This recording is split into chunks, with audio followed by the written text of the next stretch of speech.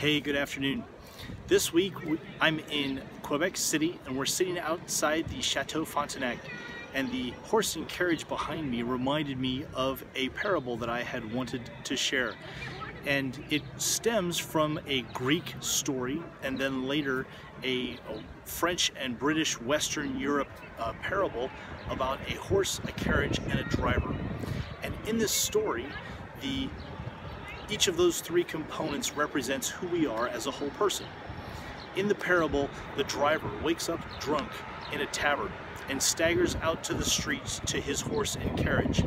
None of the three of them are in any way, shape, or form prepared to function as they're supposed to. In this, the driver represents our brain, our intellect, our ability to think through things, and we wake up from this drunken state, almost as if we're have fallen asleep and need to wake up, and then thinking about how we need to prepare ourselves. The horse in the carriage represents our emotions, the drivers behind the things that we do, and the carriage represents our bodies. So we have our head, our heart, and our body represented through the carriage, the horse, and the driver. The first thing that has to happen in our growth and development is being able to wake up in the tavern. Whatever hangover, stupor, sleepiness that we are in when we wake up, we need to find a way to orient ourselves, figure out where we are, and how we are going to move forward. Next is finding the carriage, finding the horse. The horse has to be maintained.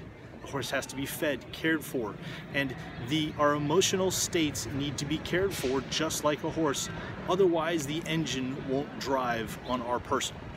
The carriage has to be well kept. If the wheels don't work, if the chassis isn't greased, if the reins and the harnesses aren't kept in good shape, our bodies will not function the way that they need to in order to function cleanly with our emotions.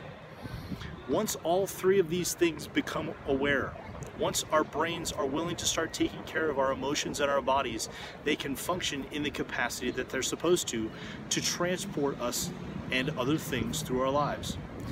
In the final stage of this story, once those three things are well kept, maintained, and aligned and congruent, functioning as a team, head, heart, and body, a fourth person arrives, fourth part of this arrives, and a master arrives in our spirit to oversee and to ride in the carriage.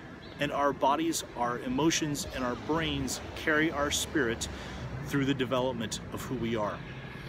My question to you is, does this resonate in any way, and how might you use the metaphor of the horse, driver, and carriage to look at where you are in your own growth and development?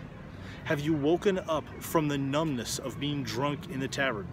Are you willing to take responsibility for being the driver of who you are and figuring out how to engage your emotions and maintain and develop your body so that it is a machine and a being and an entity that functions congruently?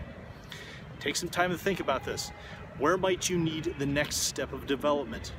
And for most of us, it starts with that intellect and deciding to take responsibility. Figure out what is the next step and how might your carriage, your horse, and your driver need to be helped in order to develop themselves. Please feel free to comment or ask any questions. I'm John Rhoads.